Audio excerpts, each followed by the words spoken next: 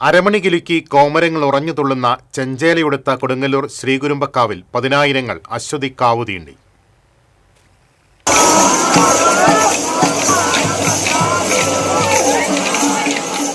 കലിയുടെ മൂർധന്യത്തിൽ സ്വയം സമർപ്പിച്ച് അമ്മയുടെ മടിത്തട്ടിൽ അഭയം തേടി കോമരങ്ങൾ.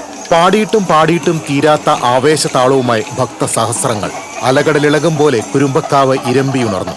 കോട്ടയിൽ കോവിലകത്തു നിന്നും വലിയ തമ്പുരാൻ പല്ലക്കിൽ എഴുന്നള്ളിയതോടെ കാവുതീണ്ടൽ ചടങ്ങുകൾക്ക് തുടക്കമായി. പതിവ് പൂജാകർമ്മങ്ങൾ പൂർത്തിയാക്കി ശാന്തിമാർ ശ്രീകോവിൽ ഒഴിഞ്ഞതോടെ വലിയ തമ്പുരാന്റെ അനുമതിയോടെ അടികൾമാർ തൃച്ചന്ദന ചാർത്ത് പൂജ തുടങ്ങി. ദാരിക നിഗ്രഹത്തിനിടയിൽ മുറിവേറ്റ ദേവിക്ക് വൈദ്യനായ പാലക്കവേലന്റെ വിധിപ്രകാരം നടത്തുന്ന ചികിത്സയാണ് തൃച്ചന്ദന ചാർത്തെന്നാണ് വിശ്വാസം. ചടങ്ങ് പൂർത്തിയായതോടെ വലിയ തമ്പുരാൻ നിലപാട് തറയിൽ ഉപവിഷ്ടനായി. കുരുമ്പക്കാവിലെ ആരവത്തിനുമീതെ നിശബ്ദത പെയ്തിറങ്ങി. ആ നിമിഷത്തിൽ വലിയ തമ്പുരാന്റെ അനുമതി അറിയിച്ചുകൊണ്ട് കോയ്മ പട്ടുകുടയുയർത്തി. അതേ നിമിഷത്തിൽ തന്നെ പാലക്കവേലൻ ദേവീദാസൻ ആദ്യം കാവുതീണ്ടി. നിമിഷാർദ്ധത്തിന്റെ വ്യത്യാസത്തിൽ ആയിരങ്ങൾ കുരുമ്പക്കാവിനെ വലം വെച്ചു. 3 വട്ടം പ്രദക്ഷിണം പൂർത്തിയാക്കിയ ശേഷം തമ്പുരാനെ വണങ്ങി ഭക്തർ മടക്കയാത്ര ആരംഭിച്ചു. ഭരണി നാളായ ഞായറാഴ്ച ക്ഷേത്രത്തിലെ വാതിൽമാടത്തിൽ നെറ്റിപ്പട്ടം വിരിച്ച് കിണ്ടിയും കണ്ണാടിയും വെച്ച് ദേവിയെ സങ്കല്പിച്ചിരുത്തും.